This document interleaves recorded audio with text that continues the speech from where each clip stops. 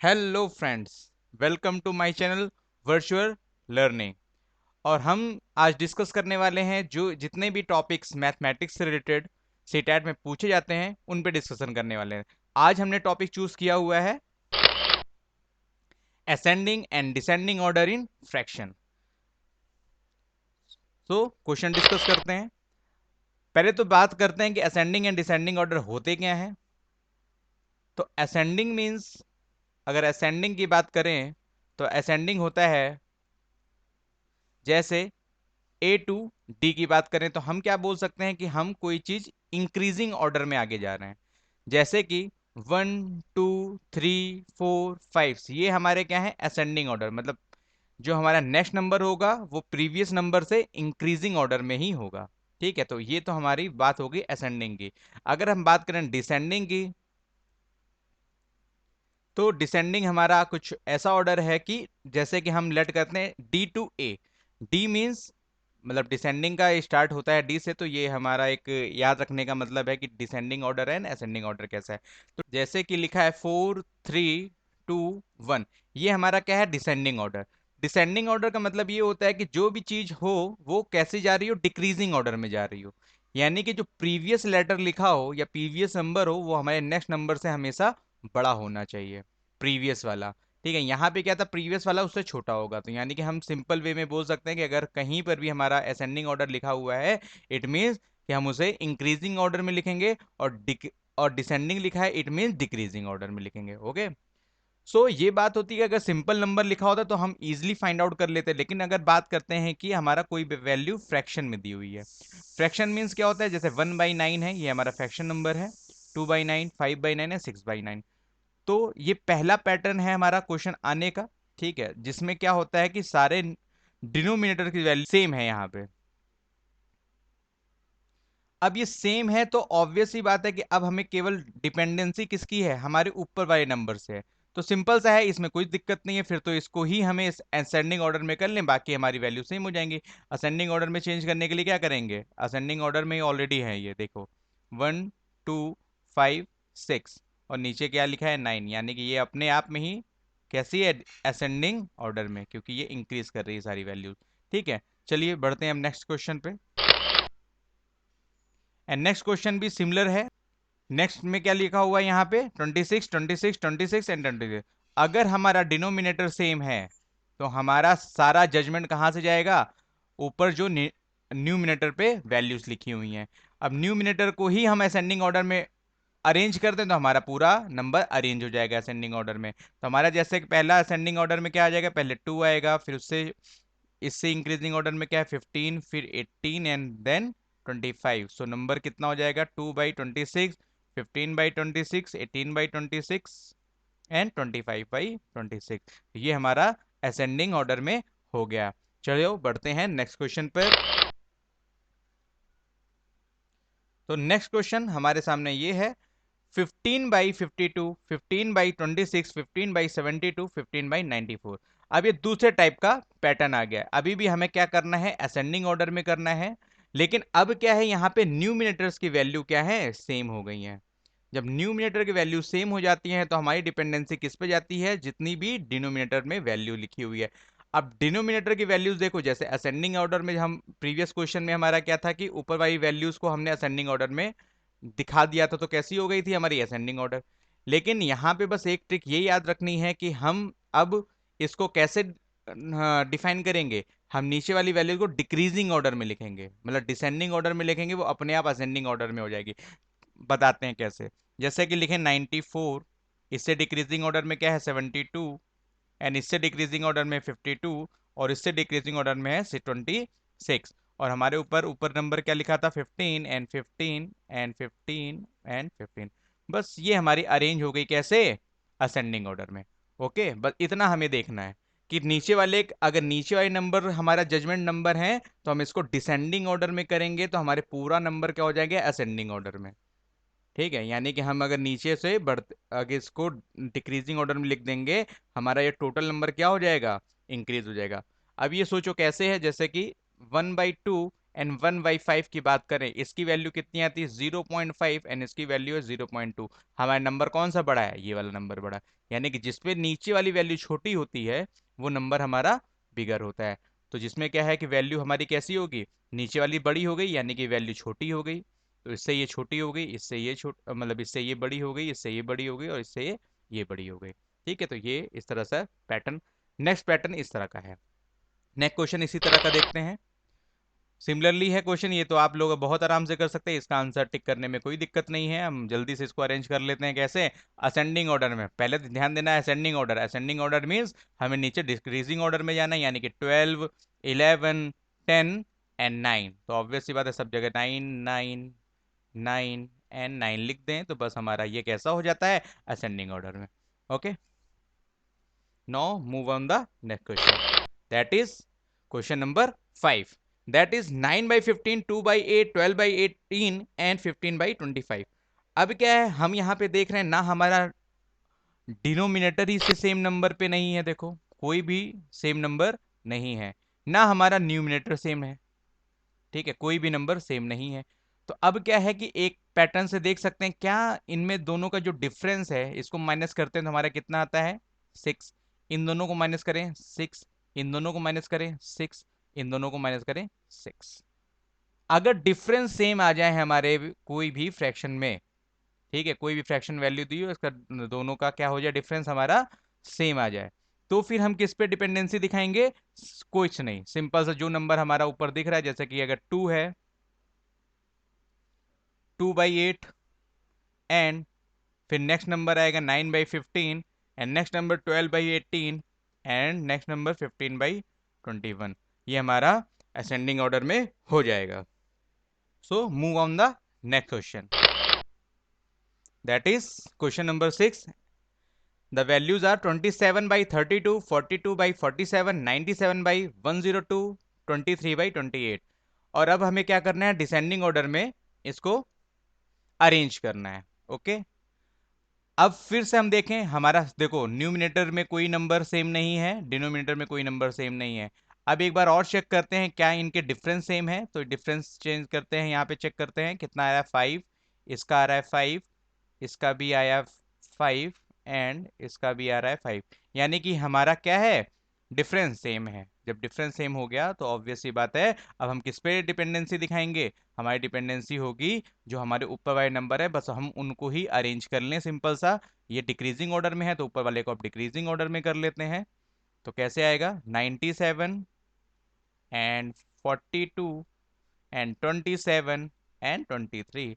और 97 के नीचे कितना लिखा है 102 एंड 42 के नीचे 47, 27, 32 एंड 23 के नीचे 28। बस ये हमारा डिसेंडिंग ऑर्डर में हो गया। Now move on the next question, that is question number 7।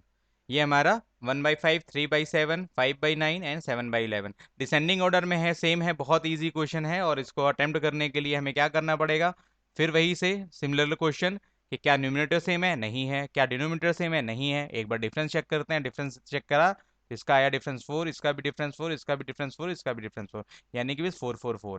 ठीक, ओके। एक और इस पे ध्यान देने वाली ये बात ये है कि कहीं ऐसा ना हो कि 11/7 कहीं पे लिखा हो और इसका भी डिफरेंस तुम्हें 4 दिख जाए। ठीक है, तो यहाँ पे ये मिस्टेक हो सकती है, तो ये याद रखना कि जो डिनोमिनेटर है वो हमेशा इससे ग्रेटर देन होना चाहिए, और अगर ग्रेटर देन नहीं है तो वो हो सकता है कि वो सबसे बड़ा नंबर हो, क्योंकि 11/7 हमेशा 0.1 में समथिंग कुछ वैल्यू इसकी आएगी। ठीक है, ऐसा कुछ चेक करना है, हमेशा डिफरेंस नहीं। एक बार ये भी ध्यान पे दे देना कि जो न्यूमिनेटर से डिनोमिनेटर हमेशा बड़ा होना चाहिए। ओके, सो अगर 4 4 4 सारा डिफरेंस है तो हमको अरेंज करना है डिक्रीजिंग ऑर्डर में। डिक्रीजिंग ऑर्डर में क्या करेंगे, डिक्रीजिंग ऑर्डर में इसी को कर देंगे, यानी कि 7/11, 5/9 एंड 3/7 एंड 1/5। ये हमारा डिक्रीजिंग ऑर्डर में अरेंज हो गया। Now move on the next question, that is question number 8। अब क्वेश्चन नंबर 8 में सेम हम वही देखना चाहते हैं, क्या हमें ऐसा कुछ मिल रहा है, न्यूमिनेटर सेम, डिनोमिनेटर सेम। अगर नहीं मिल रहा तो एक बार डिफरेंस चेक करते हैं, इसका डिफरेंस कितना है 4, इसका डिफरेंस कितना हो गया 12, इसका डिफरेंस 15 और इसका डिफरेंस 13, यानी कि अब डिफरेंस भी सेम नहीं है। ये एक नया टाइप का क्वेश्चन है, तो अब इसको दूसरी तरीके से सॉल्व करना पड़ेगा। ठीक है, तो अब इसके लिए क्या करना पड़ेगा, अब हम सबके डिनोमिनेटर्स को सेम कर लें। अब इसके पास कोई तरीका नहीं है, सारे डिनोमिनेटर को हमें सेम करना पड़ेगा, तभी हम उसको बता सकते हैं कि वैल्यूज कैसी हैं। ठीक है, तो अगर इसको सेम करना है तो हम सबके नीचे का एलसीएम ले लें। एलसीएम कितना आता है 60। ओके, 60 एलसीएम आएगा। तो 60 से 5 का डिवाइड करें तो आएगा 12, यानी कि 1 मल्टीप्लाई बाई 12 कुछ ऐसा लिखना पड़ेगा, यानी कि 5 मल्टीप्लाई बाई 12। एंड 3 को करने के लिए 4 से मल्टीप्लाई करना पड़ेगा, मतलब 15/4 करना पड़ेगा, तब 60 आएगा। एंड 5 मल्टीप्लाई बाई 3, तब 20 मल्टीप्लाई बाई 3 60 हो जाएगा। And 7/6 upon 10/6। तो इस तरह से ये वैल्यूज लिख सकते हैं, यानी कि ये कितनी हो जाएगी 12/60 एंड 12/60 एंड 5/3, यानी कि 15/60 एंड दैट इज 42/60। अब देखो यहाँ पे ये दोनों वैल्यू सेम दिख रही हैं। ठीक है, अभी हमें अरेंज करना था असेंडिंग ऑर्डर में। असेंडिंग ऑर्डर में क्या है कि यानी कि 12 12, ये दोनों तो सेम वैल्यूज हो गई, 15 एंड 42/60। इस तरह से ये खुद ही अरेंज हो गई हैं सारी वैल्यूज। ठीक है, जो हमारा, तो ये क्या है, ऑलरेडी हमें लग रहा है ये असेंडिंग ऑर्डर में ही है। ओके, तो अगर हमने चार कॉन्सेप्ट सीखे हैं, कौन कौन से, सबसे पहले हमें चेक करना है डिनोमिनेटर सेम होना चाहिए। अगर डिनोमिनेटर सेम है तो सीधा सीधा ऊपर ऊपर अरेंज कर लेंगे जो क्वेश्चन ने पूछा है। और अगर न्यूमिनेटर सेम है, ठीक है, अगर ऊपर क्या है न्यूमिनेटर सेम होता है, तो क्या करेंगे, सारी वैल्यूज को किस तरह से अरेंज करनी है हमको, हमेशा अपोजिट, जो क्वेश्चन पूछा है उसका अपोजिट ही हमें अरेंज करनी पड़ेंगी। अब क्या है कि ना न्यूमिनेटर सेम है ना डिनोमिनेटर सेम है। अब सेम क्या है कि उन दोनों का डिफरेंस, जब डिफरेंस सेम होता है तो हम क्या करते हैं कि उसको अरेंज कर लेते हैं सिंपली, जैसा असेंडिंग एंड डिसेंडिंग ऑर्डर में हम करते हैं। और अगर डिफरेंस भी सेम नहीं आता है, तब हमारा सबसे लास्ट ऑप्शन बचता है कि हम उसके डिनोमिनेटर को एलसीएम लेकर के सेम कर लें और उसको अरेंज कर लें। So now move in the next question, that is question number 9। So simple सा है, ना न्यूमिनेटर हमें सेम दिख रहा है ना डिनोमिनेटर, दो वैल्यूज दिख रही हैं डिनोमिनेटर में 8 8, तो लेकिन दो से हमें कोई काम नहीं चलने वाला है। ठीक है, अब डिफरेंस एक बार देखें तो इन दोनों का डिफरेंस 11 है, 5 है, 5 है एंड 4 है, यानी कि ये डिफरेंस है। और यहाँ पे ये देखो, यहाँ पे ये प्रॉब्लम आई कि 7/2 ये हमेशा इंक्रीजिंग ऑर्डर में होना चाहिए था। ठीक है, यानी कि ये वैल्यू कैसी हो जाएगी, सबसे बड़ी हो जाएगी, यानी कि ये जब वैल्यू सबसे बड़ी है तो इसको सबसे पहले ही लिख लेते हैं। ठीक है, अब हमें डिसाइड किस में करना है, इसमें और इसमें। तो अब 3/4, 3/8 एंड 4/8 में हमारा कौन सा ज़्यादा बड़ा होगा। ठीक है, हमारा, लेकिन अभी जजमेंट नहीं कर सकते क्योंकि एक और नंबर है। ठीक है, तो 3 नंबर में ही अब हमें डिसाइड करना है, यानी 15/16, 3/8 एंड 4/8। अब ये क्या है कि अब हमें इसमें एलसीएम लेना पड़ेगा। एलसीएम ले लेते हैं 16, यानी कि ये तो ऐसे ही आ जाएगा एज इट इज। और ये कितना जाएगा 3 × 2/2 अपॉन 8 × 2 एंड 4 × 2/2 अपॉन 8 × 2। ये जितना डिस्क्राइब करने में लग रहा है उतना तेजी में आप लोग कर सकते हैं। 5/16 ये तो हमें लिखना है, तो इसलिए थोड़ा सा लेंदी मेथड लगता है ऐसा करना। और ये 8/16, तो हमारा कौन सा अरेंज हुआ कि सबसे छोटा नंबर क्या है हमारे पास 5/16, लेकिन हमें डिक्रीजिंग ऑर्डर में लगाना है तो नंबर लेना है बड़ा। बड़ा नंबर कौन सा है 8/16 एंड 6/16 एंड फिर 5/16। अब 8/16 किसको रिप्रेजेंट कर रहा है हमारा, 8/16 रिप्रेजेंट कर रहा है 4/8 को, यानी कि अब नेक्स्ट नंबर क्या आएगा 4/8। फिर क्या है 6/16, 6/16 किसको रिप्रेजेंट कर रहा है हमारा 3/8 को, यानी कि नेक्स्ट नंबर 3/8। एंड 5/16 किसको रिप्रेजेंट कर रहा है हमारा 5/16 है, तो ये आ गया हमारा आंसर। तो ये डिक्रीजिंग ऑर्डर में कुछ इस तरह से हमको अरेंज करना है। Okay, now move in the last question, that is question number 10। और ये आपका सेट में पूछा गया क्वेश्चन है। ओके, सो हमारे पास क्वेश्चन फिर से हम वही देखेंगे, क्या हमारा न्यूमिनेटर सेम है, कोई सेम नहीं है। क्या डिनोमिनेटर सेम है, नहीं सेम है। क्या इनका डिफरेंस सेम है, और डिफरेंस करके देखें, ये 5 आता है, ये 5 आ रहा है, ये 3 है और ये 5 है।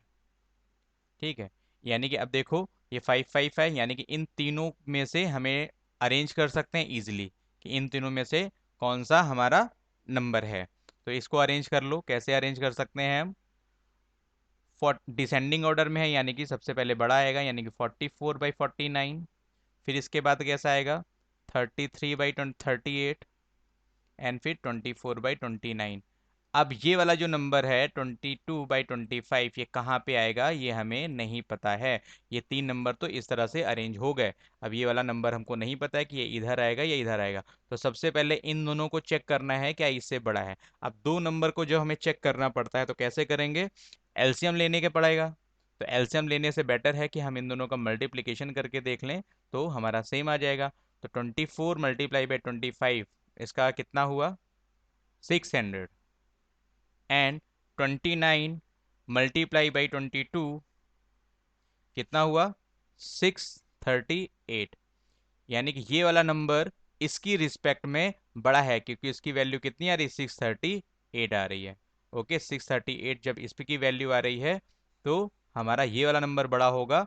तो यानी कि ये जो अरेंजमेंट है वो थोड़ा सा अलग है। अब हम इन दोनों को चेक करते हैं, यानी कि 33/38 एंड 22/25, यानी कि ये नंबर तो यहाँ पे आएगा, ये तो कंफर्म हो गया है। तो हमारा नेक्स्ट क्या है? 33/25, दोनों का मल्टीप्लाई करते हैं। 33 × 25 कितना होता है हमारा?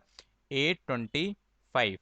और 38 × 30 22 कितना होता है हमारा? 836। यानी कि फिर से ये नंबर हमारा इसकी रिस्पेक्ट में बड़ा हो गया है, यानी कि ये नंबर इससे भी बड़ा है। ओके, तो यानी कि ये नंबर हमारा अब इधर पे आएगा। अब हमें इन दोनों में चेक करना है, 44/49 एंड 22/25 में कौन सा बड़ा है। तो मल्टीप्लाई करें, 44 × 25 हमारे पास आता है 1100। एंड 49 × 22 का करते हैं तो कितना होता है? 1078। यानी कि ये कैसा है? इससे छोटा है, यानी कि ये छोटा है तो ये ठीक लगा है। यानी कि अब इसका अरेंजमेंट कुछ कैसा होगा? 44/49। अब और इसके बाद 22/25। एंड इसके बाद कैसा होगा? ये तो हमारे ऑलरेडी ठीक थे ऐसा। एंड 24/29। इस तरह से इसका अरेंजमेंट हो जाएगा। ठीक है, तो ये हमारा क्वेश्चन था लास्ट। कुछ इस तरह के पैटर्न्स भी आते हैं हमारे साथ, इसमें डिस्क्राइब हो गया है। फ्रैक्शन के सवाल इसके अलावा कहीं नहीं आ सकते हैं, इसे हट के ही कुछ नहीं आएगा। हो सकता है कि इसका मिक्सअप सीरीज आ जाए, जैसे कि ये मिक्सअप सीरीज थी तो हम इस तरह से इंडिविजुअली चेक कर सकते हैं। तो ये थोड़ा सा लेंदी मेथड है, लेकिन करना फिर यही है, इसके अलावा कोई भी ट्रिक नहीं है। ट्रिक थी सारी उस चीज़ में थी जिसपे हमें प्रीवियसली डिस्कस कर चुके हैं। ओके, अगर इस पे कुछ प्रॉब्लम आती है, कुछ नहीं समझ में आया है तो आप एक बार वीडियो को फिर से देखिएगा, फिर से सारी चीज़ें आ जाएंगी। और उसके बाद भी अगर नहीं आती हैं तो आप जो कमेंट सेक्शन है उसमें आप कमेंट करके अपना प्रॉब्लम डिस्कस कर सकते हैं। ओके, फिर मिलते हैं हम लोग नेक्स्ट लेक्चर में, जो हम डिस्कस करेंगे कुछ एक नया टॉपिक लेकर के आएंगे जो हमारा सीटेट में पूछा जाता है। Now thank you for watching.